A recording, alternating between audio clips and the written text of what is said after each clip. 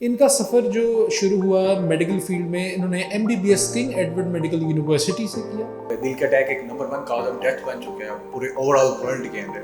तो इसके अंदर हमें पता होना चाहिए कि होता क्या है, शरेआन क्या होती है। लेकिन एक मिसकंसेप्शन पाई जाती है लोगों के अंदर, खासतौर पे आम पॉपुलेशन के अंदर। मैं अक्सर लोगों, जब मेरे पास पेशेंट्स आते हैं तो कहते हैं कि हमारे वाल लीक हैं, डॉक्टर साहब ने कहा था आपके एक वाल बंद है, 2 वाल बंद है।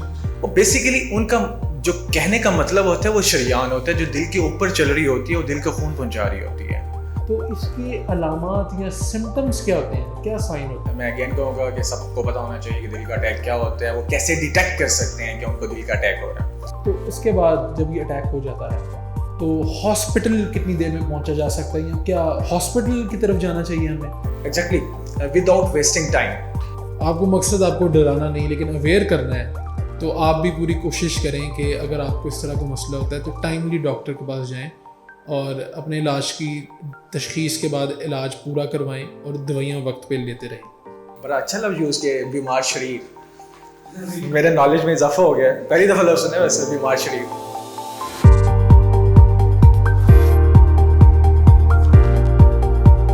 अस्सलाम वालेकुम, welcome to another podcast of Hussain cardiology associates.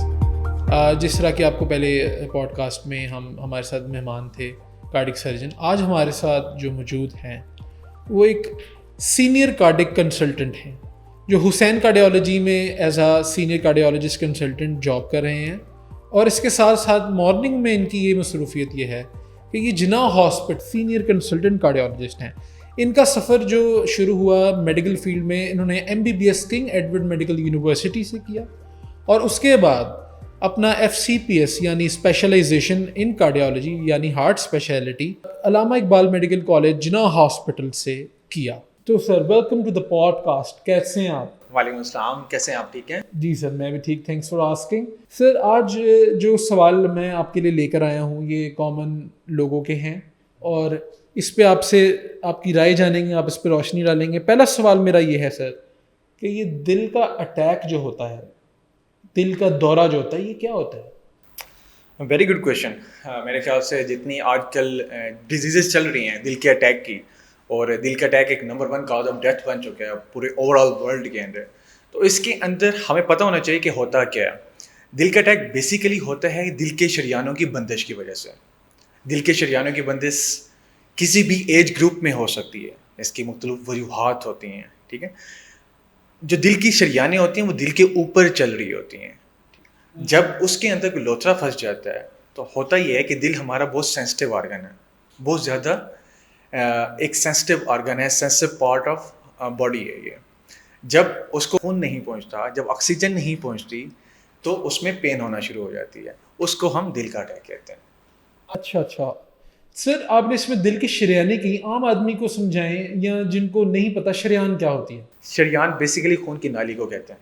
खून की नाली? खून की नाली को कहते हैं, लेकिन एक मिसकंसेप्शन पाई जाती है लोगों के अंदर, खासतौर पे आम पॉपुलेशन के अंदर। मैं अक्सर लोगों, जब मेरे पास पेशेंट्स आते हैं तो कहते हैं कि हमारे वाल लीक हैं, डॉक्टर साहब ने कहा था आपके एक वाल बंद है, 2 वाल बंद है। वो बेसिकली उनका जो कहने का मतलब होता है वो शरियान होता है, जो दिल के ऊपर चल रही होती है, वो दिल को खून पहुंचा रही होती है। दिल के अंदर खून भी होता है, लेकिन जो दिल की मेन ब्लड सप्लाई होती है, जिससे ऑक्सीजन मिलती है दिल को, वो जो दिल के ऊपर जो शरियानें चल रही होती हैं वो उसको खून पहुंचा रही होती हैं, जो हार्ट अटैक की वजह बनती हैं। जो दिल के वाल होते हैं एक खाने को दूसरे खाने से जुदा करते हैं, वो शरियानें नहीं होती। एक ये मिसकंसेप्शन है लोगों के अंदर जो कि स्टिल अभी भी पाई जाती है, but with the passage of time लोगों में अवेयरनेस आ रही है, तो लोग अब इस चीज़ को पहचानना शुरू हो गए कि शरियानें क्या होती हैं, वाल्व्स क्या होती हैं। अच्छा सर, चले, ये तो हो गया दिल का अटैक, तो इसके अलामात या सिम्टम्स क्या होते हैं, क्या साइन होते हैं? Very good question. मैं अगेन कहूँगा कि सबको पता होना चाहिए कि दिल का अटैक क्या होता है, वो कैसे डिटेक्ट कर सकते हैं कि उनको दिल का अटैक हो रहा है। दिल के अलामात में दिल के ऊपर प्रेशर पड़ना, छाती के ऊपर दबाव पड़ना, ऐसे लगना जैसे छाती के अंदर से कोई चीज़ ऐसे खींच रही हो आपको, छाती बंद हो रही हो, और ये जो दिल में पेन हो रहा होता है, छाती के अंदर प्रेशर पड़ रहा होता है, ये दोनों आपके कंधों के ऊपर आना और बाजू के ऊपर आना, और इवन के जबड़े के ऊपर भी आना। कभी कभार ये आपके दांतों के अंदर भी महसूस होता है, और साथ आपके चेस्ट के ऊपर भी प्रेशर पड़ रहा होता है।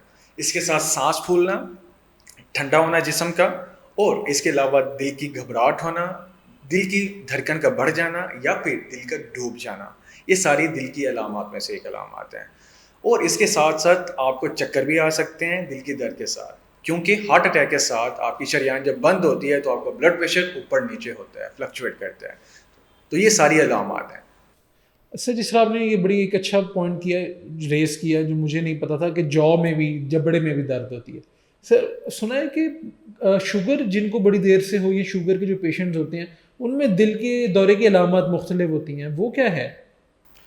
جی, جو شوگر کے پیشنٹس ہوتے ہیں بیسیکلی ان میں جو پین کی انٹینسٹی ہوتی ہے وہ زیادہ نہیں ہوتی.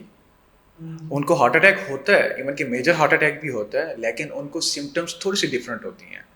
ان کو سانس پھولنا یہ شکایات ہو سکتی ہیں ان کا جسم ٹھنڈا ہونا یہ شکایت ہو سکتی ہے ان کی, اور اس کے علاوہ دل کا گھبراہٹ ہونا, اور کبھی کبھار ان کو معدے کے اوپر ہلکا سا درد محسوس ہونا. یہ ساری علامات ہیں شوگر کے پیشنٹ میں ہارٹ اٹیک کی.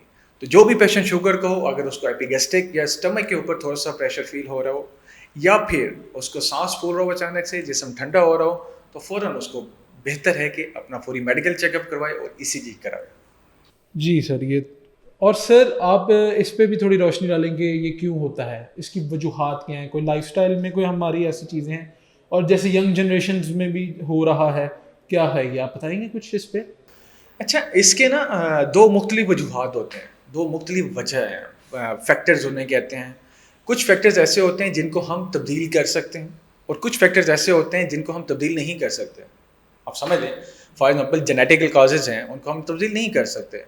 جو ہماری ماں باپ سے جو چیز چل کے آ رہی ہے ان کو ہم تبدیل نہیں کر سکتے, انہیں ہم کہتے ہیں جینیٹک فیکٹرز. ٹھیک ہے. اور کچھ جینڈر ایسا ہے جس میں ہارٹ اٹیک کی شرح زیادہ ہوتی ہے, جیسے کہ میل جینڈر میں ہارٹ اٹیک کی شرح تھوڑی سی زیادہ ہوتی ہے فیمیل جینڈر سے.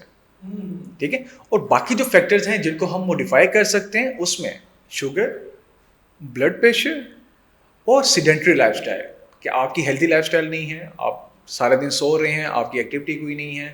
چوتھے نمبر پہ اسموکنگ, آپ اسموک کر رہے ہیں, وہ آپ کے رسک کو بڑھا دیتا ہے. پانچویں نمبر پہ آپ کے جسم کے اندر کولیسٹرول کا زیادہ ہونا. چھٹے نمبر پہ آپ کا ویٹ گین ہونا. ساتویں نمبر پہ آپ ایک ایکسٹرا چیز, اور خاص طور پہ آج کل کے حالات میں جس طرح کہ آپ کا انفلیشن چل رہی ہے, جس طرح کے جاب سٹریسز ہیں لوگوں کے اندر, جس طرح کے اکنامیکل سٹریسز ہیں, یہ ساری وجوہات بنتی ہیں ہارٹ اٹیک کی. تو خدا رہا جب بھی آپ کو یہ مسئلے مسائل ہوں, جب بھی آپ کو ایسے سمٹم محسوس ہوں, تو فوراً ECG کروائیں, اور اگر آپ کے گھر کے اندر کوئی فرسٹ ایڈ موجود ہے تو وہ لازمی لیں. سر میرا یہی دوسرا سوال فرسٹ ایڈ پہ ہونے والا تھا, لیکن میں اس میں یہ بھی جاننا چاہوں گا کہ شاید یہی وجوہات ہیں کہ ایک میل اس سوسائٹی میں زیادہ پریشانیاں لے رہا ہے, تو اس یہ میلز میں زیادہ ہو رہی ہے. تو سر اب یہ اگلا سوال یہی بنتا ہے جو آپ نے ابھی فرمایا, تو جب اٹیک ہو, یہ دل کا دورہ ہو, تو فیملی کو یا گھر میں پرائمری فرسٹ اسٹیپ کیا لیا جائے, کس طرح فرسٹ ایڈ دی جائے, اور کیا کیا جائے, کیا راہ عمل ہو؟ جی, آپ نے پہلے بتایا, آپ کے ہی کوشچن کو میں تھوڑا سا لے کے چلوں گا, کہ آپ نے کہا کہ میل اس کی اسٹریسز کافی زیادہ لے رہا ہے تو اس کو ہارٹ اٹیک کی سمٹمس آ رہی ہیں. بیسیکلی جو ہمارا پاکستان کا کلچر ہے وہ یہ ہے کہ ایک میل پوری فیملی کو چلا رہا ہوتا ہے. ٹھیک ہے. جو کہ باہر سسٹم نہیں ہوتا. باہر آپ کے 18 سال کی عمر کے بعد ہر بندہ اپنا رسپانسبل ہوتا ہے, چاہے میل ہے چاہے فیمیل ہے, وہ ایکولی کنٹریبیوٹ کرتا ہے پورے گھر کے اخراجات چلانے میں. جو ہمارے ہاں پاپولیشن ہے وہ صرف ایک بندے کے اوپر ڈیپینڈ کر رہی ہوتی ہے. تو دیٹس وائی جب اس کے ساتھ باقی فیکٹرز آ جاتے ہیں جو کہ ہارٹ اٹیک کی وجہ بنتے ہیں, تو اس کو سمٹمس ہونے کے چانسز, ہارٹ اٹیک ہونے کے شرح بڑھ جاتی ہے اس کے اندر.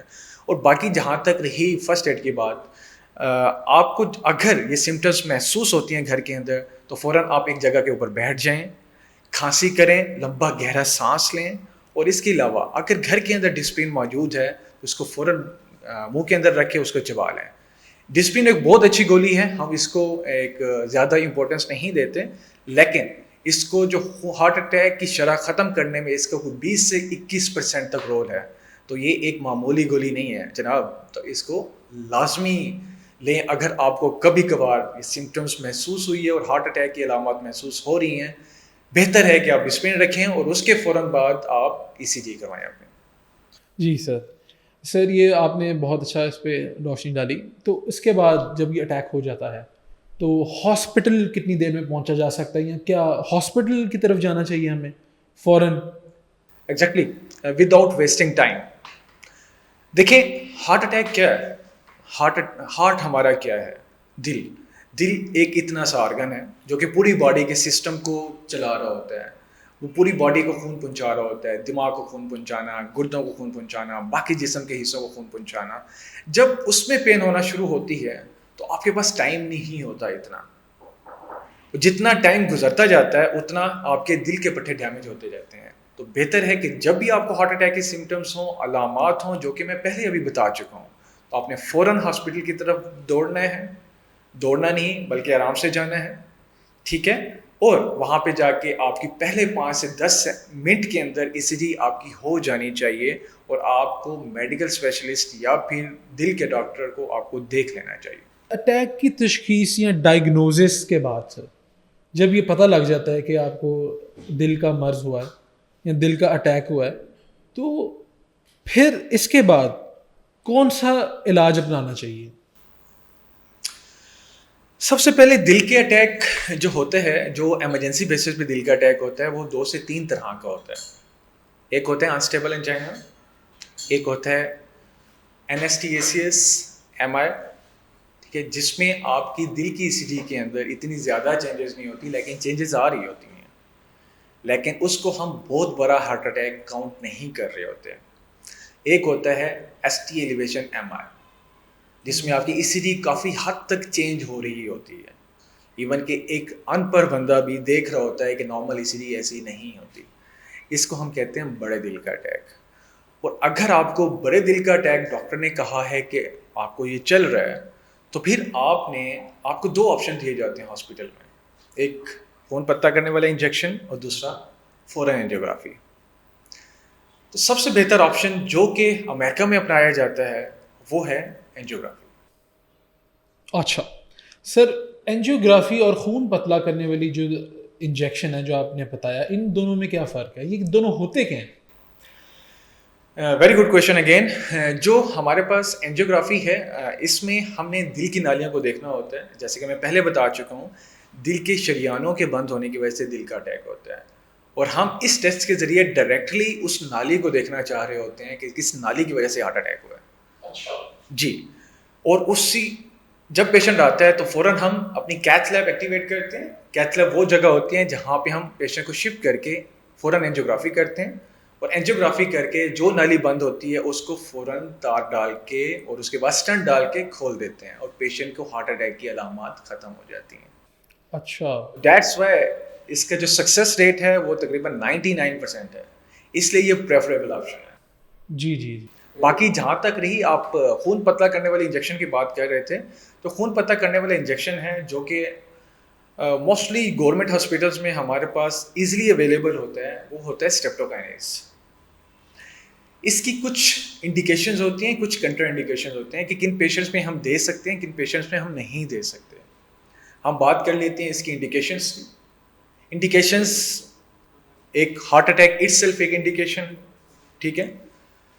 تو جب آپ کو دل کا اٹیک آتا ہے, وہ ہاسپٹل جہاں پہ اینجیوگرافی کی سہولت موجود نہیں ہوتی, یا پھر آپ دیہات میں کسی ہاسپٹل میں بیٹھے ہیں اور آپ کو دل کا اٹیک ہوا ہے, تو آپ بغیر ٹائم ویسٹ کیے آپ ہاسپٹل میں جاتے ہیں, اور آپ کو کہا جاتا ہے کہ آپ کو خون پتہ کرنے والا انجیکشن لگایا جائے گا, جس کی سکسیس ریٹ تقریباً کوئی 60 to 70% ہے.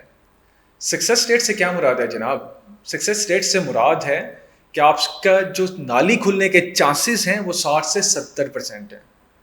30% میں چانسز نہیں بھی ہوتے کہ کامیاب نہ ہو. تو اگر آپ کسی ایسے ہاسپٹل میں بیٹھے ہیں اور آپ ایک ایسی ہاسپٹل میں نہیں پہنچ سکتے جہاں پہ اینجیوگرافی کی فیسلٹی موجود ہے, تو بہتر ہے کہ آپ وہاں پہ رہ کے پہلے خون پتہ کرنے والے انجیکشن لگوائیں, اور پھر جب تھوڑے سے بہتر ہو جائیں, 2-4 گھنٹے کے بعد اسٹیبل ہو جائیں, اس کے بعد آپ اس ہاسپٹل کا رخ کریں جہاں پہ اینجیوگرافی کی سہولت موجود ہے. کیونکہ جناب اینجیوگرافی تو ہونی ہی ہونی ہے, چاہے آپ فوراً کروا لیں تو زیادہ بہتر آپشن ہے, اور اگر نہیں کرواتے فوراً تو خون پتہ کرنے والے انجیکشن کے بعد تو کروانی ہے, کیونکہ اس کے بغیر آپ کے دل کے اٹیک کا علاج ممکن یا پورا ممکن نہیں ہے. اچھا سر, بہت اچھا آپ نے اس پہ روشنی ڈالی. اب جس طرح کہ ہم حسین کارڈیالوجی میں دیکھتے ہیں, میں ایز اے مینیجر دیکھتا ہوں ادھر کہ آپ سے پیشنٹ بڑے سہمت ہیں, اور آپ میڈیسن بہت جانتے ہیں کارڈیالوجی کی, اور پیشنٹس ٹھیک ہو کے آتے ہیں اور سرجری سے پہلے بھی ٹھیک رہتے ہیں, اور جن کی سرجری ہو جائے تو بعد میں آپ ان کی دوائیاں مینیج کرتے ہیں, تو وہ بڑا اچھا ہوتا ہے, بڑا بہتر آپ مینیج کر لیتے ہیں. اور آپ کو میڈیسن کا کارڈیالوجی کے علاوہ بھی جنرل میڈیسن کا بھی آپ کو بہت ایکسپیرینس ہے, تو ماشاء اللہ یہ کچھ آپ نے زیادہ ہی بتا دیے. Thank you so much. You welcome sir. Sir تو آپ ایک ٹرولی ایک جیم ہیں آپ. تو میں آپ سے یہ پوچھنا چاہوں گا کہ علاج یا ٹریٹمنٹ اس کا دل کے دورے کے علاج کے بعد یا دل کے مسئلوں کے علاج کے بعد جو علاج اور ٹریٹمنٹ ہے یہ کتنی دیر تک چلتا ہے, اور اس کی دوائیاں کتنی دیر تک چلتی ہیں, اور احتیاط کتنی لازمی ہے اس میں, اور کس طرح کی احتیاط, کس قسم کی احتیاط ہونی چاہیے؟ بیسیکلی آپ نے بہت سارے کوشچن اکٹھے کر دیے, تو ہم اس کا ایک چنک وائز ہم جواب دیں گے کہ ہمیں کیا کیا کرنا ہے اور کیا نہیں کرنا. تو سب سے پہلے ہم آ جاتے ہیں علاج کے اوپر کہ کتنی دیر تک علاج چلنا ہے. جناب ڈاکٹر صاحب, اب دیکھیں بیگم آپ کے کتنے عرصے تک آپ کے ساتھ رہتی ہے؟ ساری زندگی. جی. تو علاج بھی ساری زندگی جاری رہے گا. ٹھیک ہے. اب ڈاکٹر کی اجازت کے بغیر اپنی دوائیاں نہیں چھوڑ سکتے, ورنہ آپ کو یہ ہارٹ اٹیک کی علامات دوبارہ آ سکتی ہیں. اچھا. تو بہتر ہے کہ ڈاکٹر کی دوائیاں اس کی اجازت کے بغیر دوائیاں نہ چھوڑیں. ٹھیک ہے. جس طرح بیگم اجازت نہیں دیتی آپ کو کچھ کرنے سے, اس طرح ڈاکٹر بھی اجازت نہیں دیتا بغیر کچھ دوائیاں چھوڑنے سے. ناظرین, آپ کو مقصد آپ کو ڈرانا نہیں لیکن اویئر کرنا ہے, تو آپ بھی پوری کوشش کریں کہ اگر آپ کو اس طرح کا مسئلہ ہوتا ہے تو ٹائملی ڈاکٹر کے پاس جائیں اور اپنے علاج کی تشخیص کے بعد علاج پورا کروائیں اور دوائیاں وقت پہ لیتے رہیں. اس میں مزید بھی ایڈ کرنا چاہوں گا, دیکھیں دوائیاں آپ کی پاکٹ میں ہونی چاہیے. اگر آپ ٹریول کر رہے ہیں, اگر آپ کہیں آؤٹ آف کنٹری جا رہے ہیں, اگر کسی دیہات میں جا رہے ہیں اور آپ نے اینجیوگرافی کروا کے علاج اپنا کمپلیٹ کروایا ہوا ہے, تو جو اسٹنٹ ہوتا ہے ہمارے جو خون کے شریانے میں پڑا ہوتا ہے وہ ایک بیرونی باڈی ہوتی ہے. اللہ تعالیٰ کا قدرت کا نظام اور ہے, جو بیرونی اسٹنٹ ہے اس کا نظام کچھ اور ہے, وہ آرٹیفیشیل ہے. ہمیں اس کو کھلا رکھنے کے لیے بھی خون پتہ کرنے والی دوائیوں کا جاری رکھنا ضروری ہوتا ہے. تو جناب کھانا چھوٹ جائے لیکن دوائیاں نہیں چھوڑنی چاہیے. جیسے آپ بیگم کو ناراض زیادہ نہیں دیکھ سکتے, اسی طرح آپ دوائیوں کے ساتھ دوری بھی زیادہ اختیار نہیں کر سکتے. امید ہے آپ کو یہ میسج مل گیا ہوگا. سر آپ نے یہ جو مثال دی ہے یہ یقینی طور پہ یہ کافی کار عمل رہے گی. اچھا سر, ایک اور بڑا اہم سوال ہے جو کہ میں نے خود بھی ریسرچ کیا اور محسوس کیا لوگوں کی باتیں سن کر, اور کچھ خاص طور پہ باہر کے ملکوں میں یہ مسائل ہیں, میں نے وہاں سے بھی یہ ان پلیٹ فارم سے, ان ویب سائٹ سے پڑھا ہے جدھر یہ مسئلے ہیں. جو ذہنی بیماریاں ہیں اور جو مینٹل النیس ہیں, جو سائیکائٹرک النیسز ہیں, جو ان کی دوائیاں استعمال کر رہے ہیں, جیسے اسکیزوفینیا, بائی پولر یا ڈپریشن, سنا ہے کچھ عرصے بعد ان کے سائیڈ افیکٹ کی وجہ سے دل کی امراض پیدا ہوتے ہیں اور عام آدمی سے ان کی زندگی تھوڑی کم ہے. تو اس میں کیا آپ روشنی ڈالیں گے یا کتنی سچائی ہے؟ دیکھیں انیشلی ہم کچھ جو ہارٹ اٹیک کی علامات ہیں اس میں جو فیکٹرز کاز ہو رہے تھے, جو فیکٹرز بن رہے تھے ہارٹ اٹیک کی علامات میں, ان میں ہم نے شروع میں کہا تھا کہ ڈپریشن, اینزائٹی ایک وجہ بن سکتی ہے. اور ساتھ ساتھ اگر آپ کو مینٹل النیس بھی موجود ہے, اس کے علاوہ آپ کی فیملی ہسٹری بھی موجود ہے کہ آپ کی فیملی میں بھی کسی کو ہارٹ اٹیک آیا ہوا ہے, تو جو مینٹل النیس اور باقی جو چیزیں ہیں اس کا جو رسک فیکٹر ہوتا ہے وہ ڈبل ہو جاتا ہے. ٹھیک ہے. اور کچھ دوائیاں خاص طور پہ اسکیزوفرینیا پیشنٹس کی, بائی پولر پیشنٹس کی, کچھ دوائیاں ایسی ہوتی ہیں جو کہ دل کی دھڑکن کے اوپر اثر انداز ہوتی ہیں, دل کی دھڑکن کو بڑھا دیتی ہیں یا پھر کم کر دیتی ہیں. کبھی کبھار ایسے سچویشن آتی ہیں کہ جب ایک پیشنٹ اوور ڈوز لے لیتا ہے کسی بھی چیز کی, خاص طور پہ سائیکیاٹری میڈیکیشنس کی, تو ہوتا یہ ہے کہ دل پھرپھرانا شروع ہو جاتا ہے. اور اگر اس کو فوری طور پہ یا تو کرنٹ کا جھٹکا نہ دیا جائے یا پھر فوری طور پہ اسے میڈیکل ٹریٹمنٹ نہ ملے تو اس کا ریوائیو ہونا یا بچنا پاسبل نہیں ہوتا. تو اس لیے جو سائیکیٹرک ہوتے ہیں, جو سائیکیٹرک ڈاکٹر ہوتے ہیں, جو نفسیاتی ڈاکٹر ہوتے ہیں, بڑے سوچ سمجھ کے ان کو دوائیاں دینی پڑتی ہیں, خاص طور پہ ان پیشنٹس میں جو دل کے ساتھ ساتھ جن کو نفسیاتی مسئلہ بھی ہوتا ہے. اچھا سر, آپ اس کے بارے میں بھی تھوڑا سا بتائیں کہ یہ جو آپ کی لائف ہے, روزمرہ کی زندگی یا جاب, اس پہ انسان کب تک جا سکتا ہے اس مسئلوں کے بعد, دل کے امراض کے بعد؟ جی، دل کے اٹیک کے بعد جب آپ ایک کمپلیٹ علاج کروا لیتے ہیں اس کا، اینجیوگرافی کے بعد اسٹینٹ بھی ڈلوا لیتے ہیں، تو آپ اپنی نارمل جاب کو 2 ہفتے کے بعد جوائن کر سکتے ہیں. آپ 2 ہفتے کے بعد آپ نارمل اپنی جاب پہ جا سکتے ہیں. کسی قسم کا کوئی روک تھام نہیں ہے کہ ہارٹ اٹیک کا پیشنٹ جاب نہیں کر سکتا، ہارٹ اٹیک کا پیشنٹ اپنی روزمرہ لائف کو نہیں گزار سکتا، اپنے روزمرہ کے کام نہیں کر سکتا. ایسی صرف مسکنسیپشنس ہیں. آپ ہیپی رہیں، انجوائے کریں لائف کو. یہی ہمارا مقصد ہوتا ہے، ایک ڈاکٹر کا مقصد، ایک کارڈیالوجی کا مقصد آپ کی لائف کو بہتر کرنا. ٹھیک سر. اور سر ایک بہت اہم سوال ایک یہ بھی پیدا ہوتا ہے، میں نے بعض اوقات اپنے ایکسپیرینس میں دیکھا، میں 2017 سے حسین کارڈیالوجی میں ایز اے مینیجر رول ادا کر رہا ہوں. تو میں نے بھی کچھ پیشنٹ، جتنا میرا نالج ہے چھوٹا موٹا، تو کچھ ایسے بھی لوگ ہیں کہ جن کو دل کی کوئی درد ہوئی، پین ہوئی، انجائنا ہوا، وہ گئے، انہوں نے ای سی جی کرائی، نارمل آئی. انہوں نے ایکو کارڈیوگرافی کرائی، نارمل آئی. اس کے بعد بعض اوقات ای ٹی ٹی بھی کروا لی، نارمل آئی. لیکن کچھ عرصے بعد وہ کیونکہ اگنور ہو گیا، ان کو دل کا مسئلہ تھا لیکن وہ ان ٹیسٹوں میں نہیں ڈائگنوز ہوا، تو بعد میں وہ دل کا بڑا دوڑا پڑ گیا اور وہ زیادہ بیماری کا شکار ہو گئے، نوعیت کی بیماری کا شکار ہو گئے. تو اس پہ آپ کیا کہیں گے؟ دیکھیں، ایک اچھا ٹاپک آپ نے چوز کی ہے، لیکن اگر تو اس کو دل کا مسئلہ چل رہا ہے، جتنے رسک فیکٹرز آپ نے بتائے ہیں، اگر تو ایک تو سب سے پہلے میٹر کرتی ہے اس کی ایج کیا ہے. سیکنڈ چیز ڈیپینڈ کرتی ہے کہ اس کے رسک فیکٹرز کیا کیا ہیں. تیسری چیز ڈیپینڈ کرتی ہے کیا وہ اسموکنگ کر رہا ہے یا نہیں کر رہا. چوتھی چیز ڈیپینڈ کرتی ہے کیا وہ اس کی لائف میں اسٹریسز تو ایسے نہیں ہیں جو کہ ہارٹ اٹیک کی وجہ بن سکتے ہیں، اس کی فیملی ہسٹری تو نہیں ہے، یا پھر جینیٹک کازز تو نہیں ہے.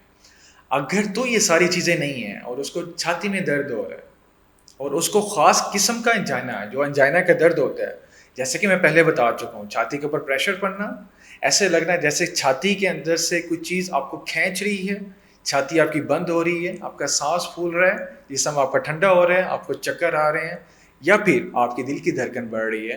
ان ساری علامات میں سے کوئی ایک علامت موجود ہے تو پھر اس کو انجائنا کہیں گے جناب. اگر ان ساری علامات میں سے کوئی ایک علامت نہیں ہے، صرف پین ہے، وہ تو پین تو جناب مجھے بھی ہوتا ہے، یہ مسکولر اسپیزم بھی ہو سکتا ہے. اور یہ بھی ضروری نہیں ہے کہ جب پیشنٹ آپ کے پاس آئے اس کو دل کا مسئلہ چل رہا ہو سکتا ہے کہ اس کو دل کا مسئلہ اس کو بعد میں ڈیولپ ہوا ہو. یہ ضروری نہیں ہے کہ آپ نے سارے ٹیسٹ کروا لیے کہ وہ نارمل ہے، کہ ڈاکٹر نے مس ڈائگنوز. سر یہ آپ نے بڑا اچھا کہا کہ یہ مسکولر پین ہو سکتی ہے، مسکولر پین ہو سکتی ہے. بٹ سر ایک سوال یہ پیدا ہوتا ہے کہ جس طرح میرے ایک جاننے والے تھے، انہوں نے مجھے بتایا کہ ان کو ای سی جی ان کی نارمل آئی، ایکو ان کی نارمل آئی، لیکن ان کو ہفتے بعد ہی دل کا دورہ پڑ گیا، اور ڈاکٹرز نے کہا یہ جو آپ کو ہوا تھا یا آپ نے اگنور کیا، وہ آپ کو دل کا مسئلہ ہی تھا. وہ یا بیسکلی ہر ڈاکٹر اس کو ڈیٹیکٹ نہیں کر پاتا، یا اس میں ان کی کتنے ماہر ہیں وہ، اس میں ان کی اسپیشلٹی آ جاتی ہے، ان کی ایکسپرٹی یا اسکل آ جاتا ہے. تو آپ کیا کہیں گے؟ دیکھیں، میں کسی کے اوپر تنقید نہیں کرنا چاہوں گا. ہر ایک ڈاکٹرز کا اپنا ٹیمپرامنٹ ہوتا ہے، ہر ایک ڈاکٹر کا اپنا وے آف چیکنگ پیشنٹ ہوتا ہے. کسی کے اوپر ہم تنقید کے اوپر آتے نہیں ہیں. تو ہر ہارٹ اٹیک کا پیشنٹ یا جس کو دل کا درد چل رہا ہوتا ہے، اس کی جو ہسٹری ہوتی ہے، جو وہ علامات بتا رہا ہے، آپ کا ڈائگنوسس 80% آپ کو اس کی ہسٹری پہ کنفرم ہو جاتا ہے کہ پیشنٹ کو دل کا مسئلہ ہے یا نہیں. اگر تو آپ کی ہسٹری اچھی ہے، آپ نے ہسٹری اس کی تسلی سے لی ہے، اس کا معائنہ تسلی سے کی ہے، تو میرا نہیں خیال کہ وہ ہارٹ اٹیک والی علامات کو اگنور ہو سکتی ہیں اس پیشنٹ میں. باقی جو انویسٹیگیشنس ہیں، جو اس کی ساری لیبس ہے، وہ آپ کو 15 سے 20% ہیلپ کرتی ہیں. باقی جو 70 to 80% اس کا ڈائگنوسس ہوتا ہے، وہ آپ کی ہسٹری، اس کی علامات اور اس کے معائنے کے اوپر آپ ڈائگنوز کر لیتے ہوتے ہیں. اور ایک بات ہمیشہ یاد رکھیے گا، a good listener is a good doctor.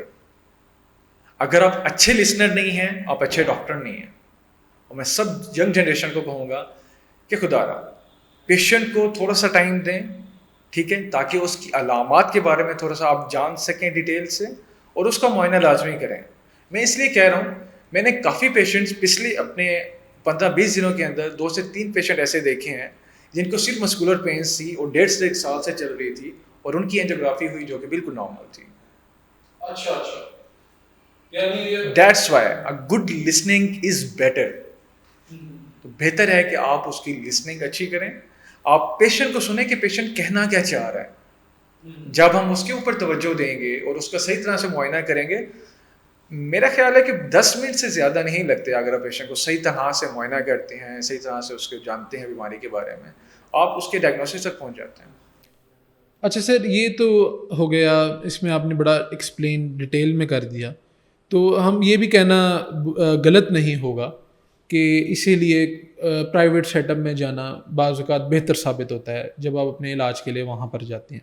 ایک مسکنسیپشن ضرور ہے کہ پیسے بہت لگ جاتے ہیں، لیکن اگر آپ کے پاس تھوڑے سے پیسے لگتے ہیں تو آپ کو بیماری بھی جلد پتہ لگ سکتی ہے یا کوالٹی آف ٹریٹمنٹ بہتر ہو سکتا ہے۔ بہرحال یہ ایک اور ٹاپک ہے، اس پہ پھر کبھی بات ہوگی۔ اچھا، اس میں میں ٹوکنا چاہوں گا آپ کو، یہ جو پیشنٹ جو ڈائگنوز جہاں سے ہوا تھا وہ پرائیویٹ ہاسپٹل ہی تھا، تو وہ پرائیویٹ ہاسپٹل تھا۔ میں وہی بات کرتا ہوں، پرائیویٹ گورنمنٹ میٹر نہیں کرتا، اٹ آل ڈیپینڈز اپان جو اس کو دیکھنے والا ڈاکٹر ہے، اس کو کیسے ٹریٹ کر رہا ہے، اس کو کیسے سن رہا ہے، اس کا کیسے اس کو تشخیص کر رہا ہے، ساری چیزیں اس کے اوپر ڈیپینڈ کرتا ہے۔ اس کا تعلق پرائیویٹ سے یا گورنمنٹ کے اوپر نہیں ہے۔ اچھا ٹھیک ہے، یعنی یہ ڈاکٹر کی قابلیت پہ ہے، ڈاکٹر کے ٹائم دینے پر ہے۔ All right sir. اچھا سر، آپ اس پہ بھی تھوڑی روشنی ڈالیں گے، یہ جو بیماری کے بعد جو فیز ہے اس میں فیملی کا کتنا رول ہے مریض کو ٹھیک کرنے میں؟ اس کو کیا کرنا چاہیے فیملی کو؟ یہ بہت زبردست کوشچن آپ نے کی ہے، اور میرا خیال ہے کہ جتنا فیملی کا رول ہے ہارٹ اٹیک کے پیشنٹ کو مینیج کرنے کے لیے، اتنا شاید ہی کسی چیز کا رول ہو۔ اگر میں کہوں کہ میڈیسن ایک طرف اور فیملی ایک طرف، یہ دونوں چیزیں سائڈ بائی سائڈ چلتی ہیں۔ میڈیسن اپنا رول نبھاتی ہے اور فیملی اپنا رول نبھاتی ہے۔ ایک سپورٹو فیملی کیا ہوتی ہے؟ ایک ہارٹ اٹیک کا پیشنٹ ہے، ہو گیا ہارٹ اٹیک، ٹھیک ہے، وہ آپ کے پاس آ جاتا ہے علاج کروا کے، گھر میں آ جاتا ہے، اس کے ساتھ ایک نارمل لائف گزاریں، اس کو بار بار ریئلائز نہ کروائیں کہ اس کو ہارٹ اٹیک ہوا ہے۔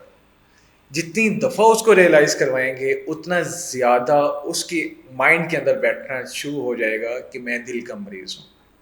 ہاں، پتہ ضرور ہونا چاہیے اس کو دل کا مریض ہے، تاکہ وہ اپنی لائف سٹائل کو تھوڑا سا بہتر کر سکے، اپنے ڈائٹ کو بہتر کر سکے، اپنی لائف میں ہیلدی فوڈ کو ایڈ کر سکے، اور اپنی لائف سٹائل میں واک کو ایڈ کر سکے، اور جو نشاستہ دار غذائیں ہیں اور چکنائی والی چیزیں ہیں اس سے وہ پرہیز کر سکیں۔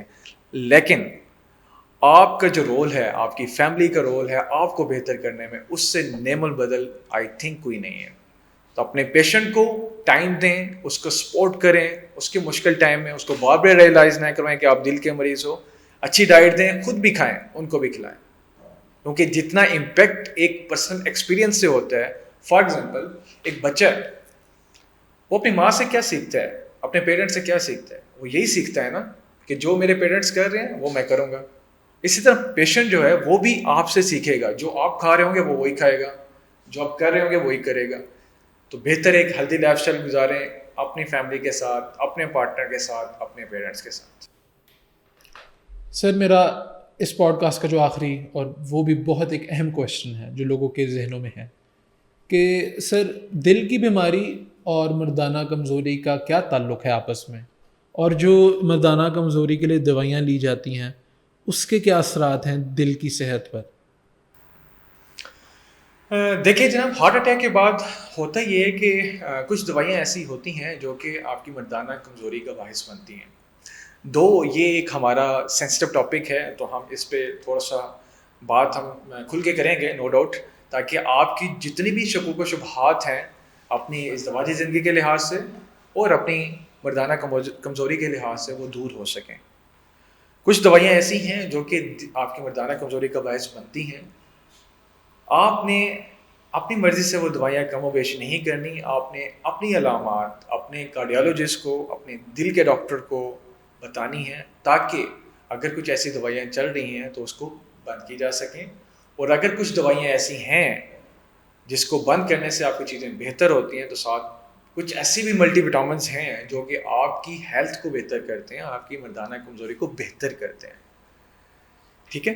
تو اٹ آل ڈیپینڈس اپون آپ کا کارڈیالوجسٹ کیا کہتا ہے۔ آپ نے اپنی مرضی سے کچھ نہیں کرنا، آپ نے صرف اپنی علامات اپنے دل کے ڈاکٹر کو بتانے ہیں، اپنی مرضی سے کوئی طاقت والی دوائیاں، کوئی حکیم کی دوائیاں نہیں لینی، کیونکہ کچھ دوائیاں ایسی ہوتی ہیں جو کہ آپ کو دوبارہ ہارٹ اٹیک کرا سکتی ہیں، یا پھر آپ کے گردے کو بھی متاثر کر سکتی ہیں، یا پھر آپ کے معدے کا بھی پرابلم کر سکتی ہیں. جناب حکیموں کی دوائیوں سے بچیں اور سیلف میڈیکیشن سے بچیں.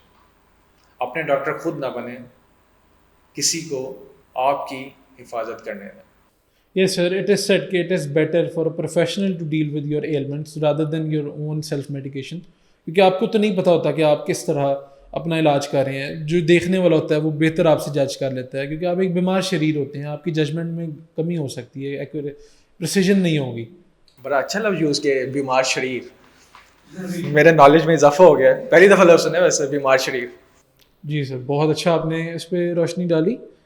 اور سر آخری سوال آپ سے اس پوڈ کاسٹ کے حوالے سے یہ ہے, last but not the least, ان شاء اللہ یہ سلسلہ چلتا رہے گا اویئرنیس کا, اور عوام کو ہم ہیلپ بھی کریں گے.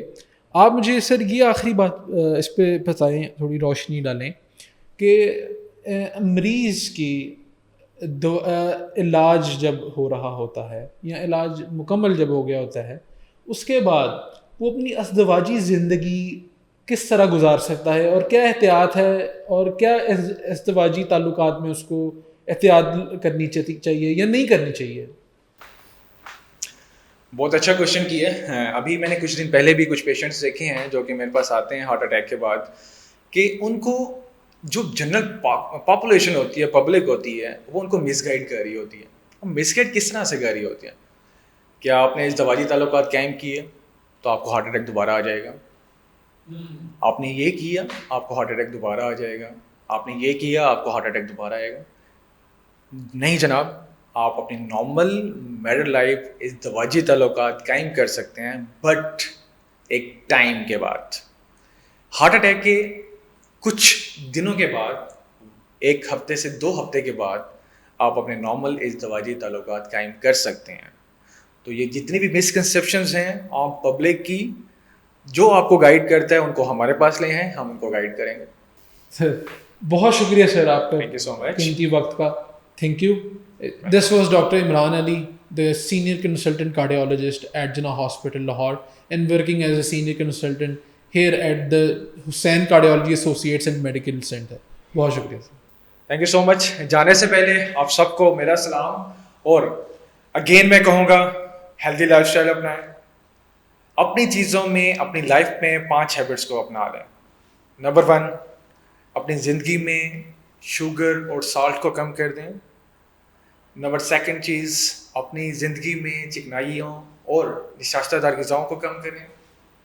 اپنی زندگی میں زیتون کا تیل اور سرسوں کا تیل کی مقدار کو بڑھائیں, بہت زیادہ مقدار میں نہیں. اپنی گھی والی چیزوں سے اجتناب کر لیں, اور اگر آپ گھی والی چیزیں یا پھر آئل استعمال کر رہے ہیں تو ان کو ان چیزوں سے ریپلیس کریں, تبدیل کریں. چوتھی چیز, اپنی لائف میں اسٹریسز کو نہ آنے دیں. کسی قسم کی مینٹل اسٹریس, کسی اکنامیکل اسٹریس اپنی زندگی کو افیکٹ نہ ہونے دیں اس کے اوپر. اللہ تعالیٰ پہ بلیو رکھیں. آپ کی جو بھی آپ کے اسٹریسز ہیں صرف اللہ تعالیٰ پہ بلیو رکھیں. اللہ تعالیٰ آپ کی ساری اسٹریسز کو دور کرتے ہیں. اللہ تعالیٰ کے ساتھ لگاؤ رکھیں تو آپ کی ساری بیماریاں حل ہو جاتی ہیں. 5ویں چیز, اپنی لائف میں ہیلدی فوڈس کو لیں. سلاد کا استعمال کریں ڈیلی, 1 پورشن ڈیلی بیسس پہ. اور 6ٹھی چیز, اسموکنگ سے بچیں اور اپنی زندگی میں ڈیلی بیسس پہ 20 منٹس کی واک اور جاگنگ کو لے آئیں. صبح شام کوشش کریں کہ جتنی آپ تیز چہل قدمی کر سکتے ہیں اتنا زیادہ بہتر ہے. آئی ہوپ میرا میسج آپ سب تک پہنچ گیا ہوگا. اور thank you to Hussain cardiology, انہوں نے ایک اچھے پروگرام کے اوپر ایک ڈسکشن کی ہمارے اوپر, تاکہ ہم آپ کی فلاح کے لیے کام کر سکیں. اور حسین کارڈیالوجی ایک ایسا سینٹر ہے جس میں ہم کافی عرصے سے آپ کی ویلفیئر کے لیے کام کر رہے ہیں. جو ہم یہاں پہ سروسز پرووائڈ کر رہے ہیں اس میں آپ کی ECGs ہیں, اس میں آپ کی ایکو کارڈیوگرافیز ہیں, ہولٹر مانیٹرنگ ہے, ایکسرسائز ٹیسٹ ہے, مشین پہ جو دوڑنے والے ٹیسٹ ہوتے ہیں آپ کے انجائنا کو دیکھنے کے لیے, اینجیوگرافی, اینجیوپلاسٹی جس کو اسٹنٹ ڈالنا کہتے ہیں, آپ کی شریانوں کو دیکھنا, اور اس کے علاوہ کارڈک سرجری. سارے ڈاکٹرز ہمارے پاس موجود ہیں. تو آپ آ سکتے ہیں بغیر کسی شک و شبہ کے, اور ہم پہ ٹرسٹ کر سکتے ہیں. امید ہے آج کا پوڈ کاسٹ پسند آیا ہوگا. اللہ نے کے بعد شکریہ.